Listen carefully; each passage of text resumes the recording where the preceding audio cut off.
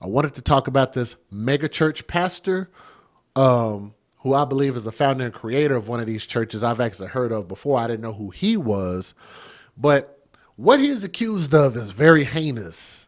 Now, this story does involve kids in a way, but it actually involves kids from many, many years ago. And I'm going to tell y'all, I'm advocates for children and I advocate for children first, but I think my commentary is actually going to shock some of you guys. So y'all might want to be prepared. Y'all might want to buckle your pants really, really tight on this one, okay?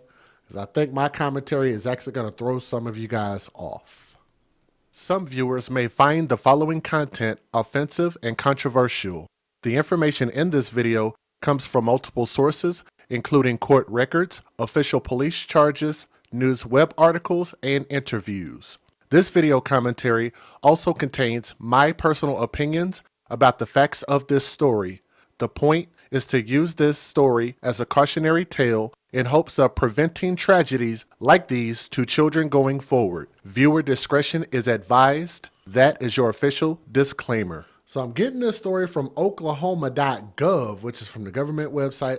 So shout out to Oklahoma, but at the same time, we're going to give out an L to Oklahoma for bringing this story out, okay? So again, I want to brace you guys. Listen to the details and then understand where I'm coming from when I say this, okay? The multi-county grand jury today indicted the founder of a Texas megachurch on 5 counts. I repeat, 5 counts of lewd or indecent acts with a child stemming from incidents. This is stemming from incidents that date back to the 1980s. Let me read that again, because I think that alone should tell you what my issue is with this story. Let me say that again. The grand jury indicted the founder of a Texas megachurch on 5 counts of lewd or indecent acts. I'm going to see who says it in the chat. 5 counts of lewd or indecent acts with a child stemming from incidents that date back to the 1980s.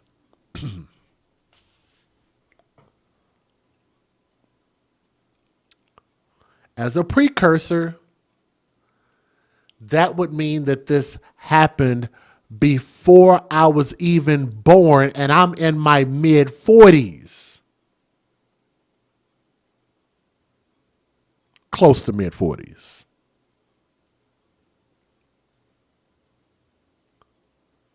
I haven't seen anybody say nothing yet. Let's give you some more details. This man, his name is Robert Preston Morris, 63 years old. He resigned last summer as the senior pastor of Gateway Church, which I have heard of Gateway Church. I've actually seen it, never been there, never attended. So I've never met this man. The Southlake, Texas-based megachurch is among the largest of the United States. In December of 1982, Morris was a traveling evangelist visiting in hominy with the family of an alleged victim who was 12 years old at the time. That if he did this, that would make him a pedophile. So yes, we have one person in the chat who said it. Oh, two. I'm sorry. You got it. Ashton and me said from the 80s, that was a long time to not speak up. Sharon O in the chat said, why did it take so long? Y'all see where I'm going with this? Rachel said, why did it take so long? Well, I want my ladies to speak up on this, because we need ladies more than anybody. Yes, 43 years later, I need my ladies to speak out, because my voice and my commentary on this is not going to mean nothing.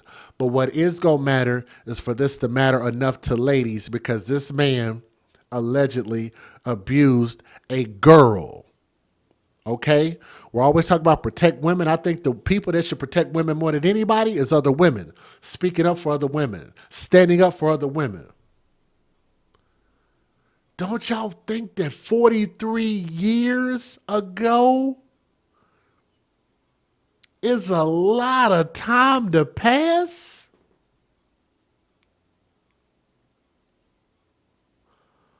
Right now, how do you even prove that? What technology existed 43 years ago?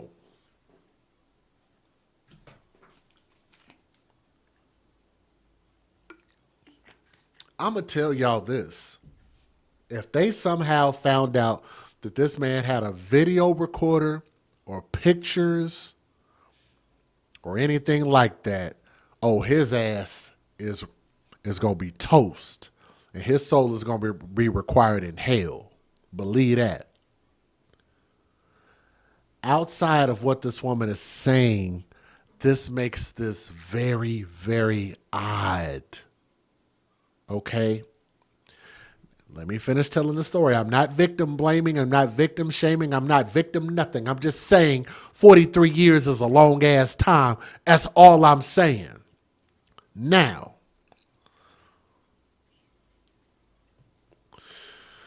the indictment alleges that Morris' sexual misconduct began that Christmas and continued over the next 4 years. So she was, 16, between 12 years old and 16 years old. In all, Morris faces 5 counts of lewd or indecent acts to a child. They quote, "There can be no tolerance for those who sexually prey on children," said Attorney General Ginter Drummond. This case is all the more despicable because the alleged perpetrator was a pastor who exploited his position. The victim in this case has waited far too many years for justice to be done. Let me say that again. They say that the victim has waited far too many years for justice to be done. Or could you look at that and say that the victim waited too many years to speak up and say something? Possibly. The statute of limitations is not applicable in this case because Morris was not a resident or inhabitant of Oklahoma at any time. Every person arrested, charged, or indicted is presumed innocent unless and until convicted of a crime in the court of law. And again, that's from oklahoma.gov. Let me show y'all something else that I think is interesting. The person making these allegations is this person. Now, I want to warn you, I'm putting her face out there, but I'm not the first person to put her face out there. She actually came out and publicly did an interview. So she actually came out and spoke on this herself, which I think if this really happened, that takes a lot of guts in order to put your own face out there. She said, and I quote, "Now it is time for the legal system to hold him accountable.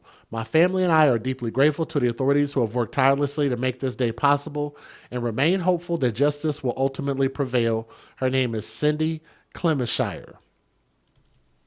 CC. So I want y'all to remember CC when we watch these videos, okay? For a not guilty plea on his client's behalf.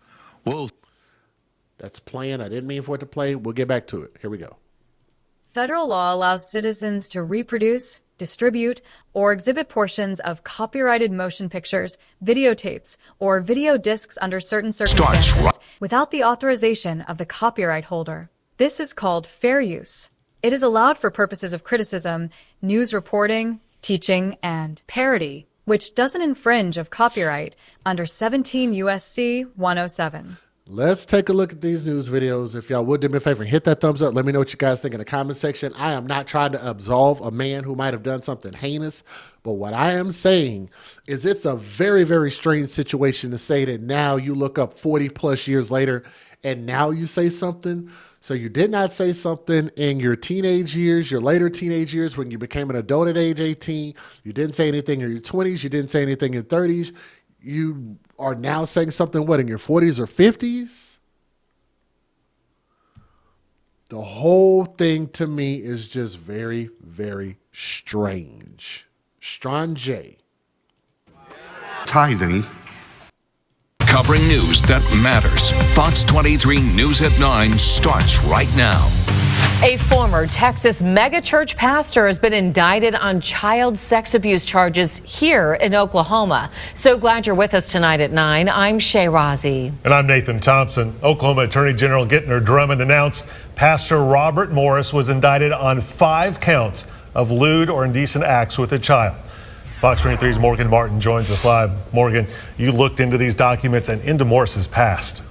Shay, Nathan, I did, and just last summer, Morris resigned as senior pastor of Gateway Church in Southlake, Texas. It's one of the largest churches in the country. Forgiveness means God is for giving grace to people. Tithing is a test. Tithing is a test. See, God is testing our hearts.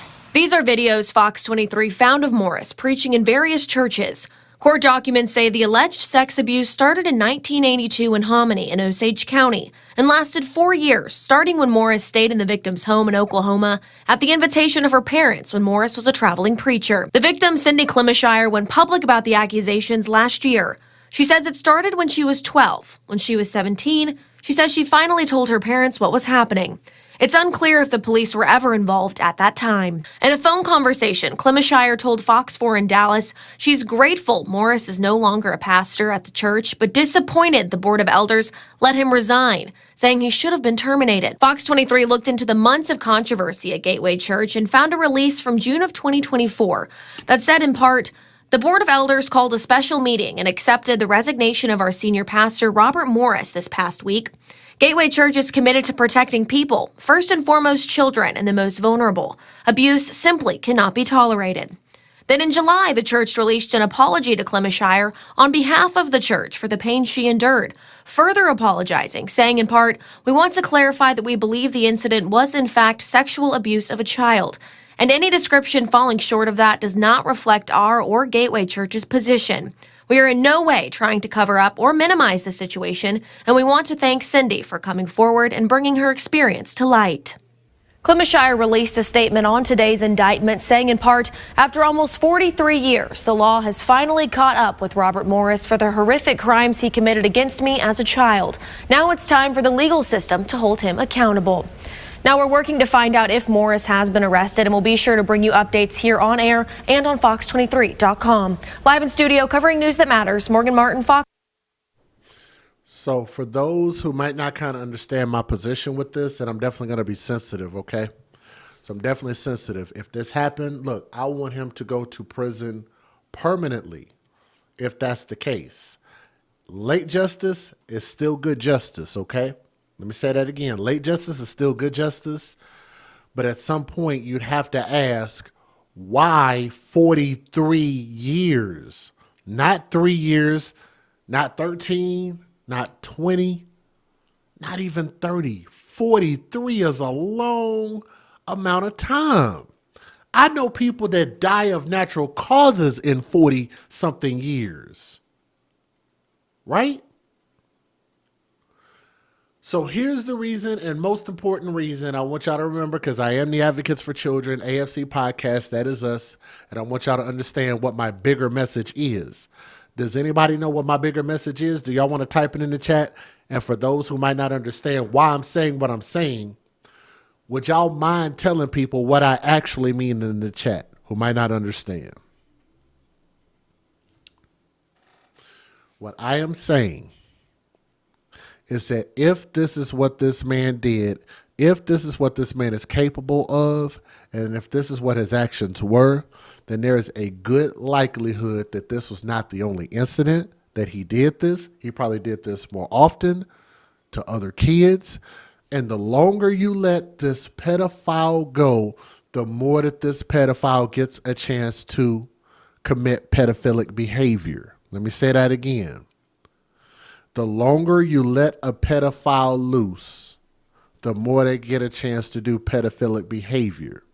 So that means that this man has been able to commit pedophilic behavior allegedly for 40 years. How many other children could this man affect in 40 years? How many other families can he destroy in 40 years? How many young girls or young boys could he destroy in 40 years?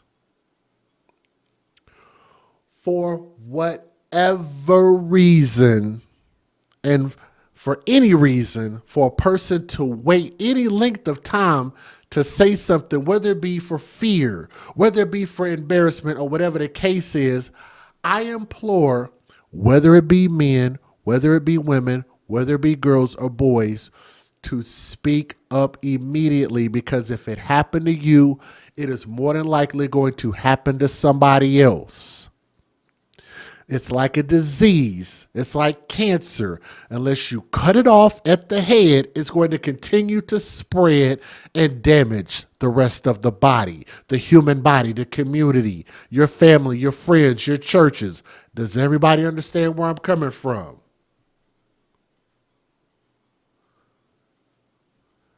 The earlier something is said, the more likelihood, even the accusation, could possibly stop this man from hurting others.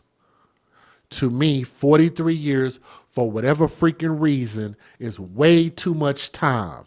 But I actually have a whole nother take. Y'all might want to stick around for this.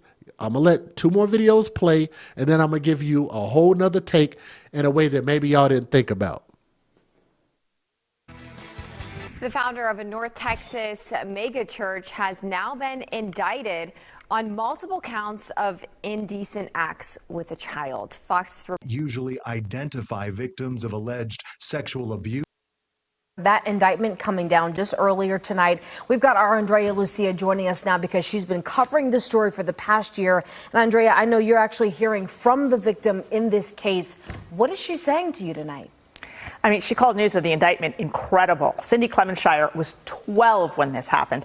Today, she's in her 50s and speaking openly about what she describes as horrific crimes committed against her as a child. Having the truth be heard, it's changed the way I feel about myself. Nearly a year after Cindy Clemenshire shared her story of being sexually abused as a 12-year-old, she says the law has finally caught up with the man responsible. So God heals, God redeems. Robert Morris, the founder of South Lakes Gateway Church, was indicted today by an Oklahoma grand jury. He's charged with 5 counts of lewd or indecent acts with a child for 5 alleged incidents in Hominy, Oklahoma between 1982 and 1985. Clemenshire has confirmed she is the unnamed victim in the indictment. I did not understand what was going on. In a sit-down interview last year, she told us the abuse began on Christmas night, 1982, the same day this picture was taken. Morris, at the time, was a traveling preacher who, with his wife and children, would often stay with her family while in Oklahoma, where she lived. Morris admitted to inappropriate sexual behavior with a young lady in a public statement heavily criticized for its phrasing. How do you describe what happened? What do you call it? I call it child sexual abuse. According to the Oklahoma Attorney General's office, a statute of limitations on charges doesn't apply in this case because Morris himself never lived in Oklahoma. In a new statement, Clemenshire said, "Now it is time for the legal system to hold him accountable. My family and I are deeply grateful to the authorities who worked tirelessly to make this day possible and remain hopeful that justice will ultimately prevail." Clarice, as you mentioned, the alleged crime happened in the early 80s, and now decades later, the former MegaChurch pastor is facing criminal charges of sexual acts against a child. Okay, let me give you guys my closing thoughts on this, and I just want to give people food for thought, and I just want people to allow the court process to play out. Let's just see what happens before we literally just cast all of our doubts on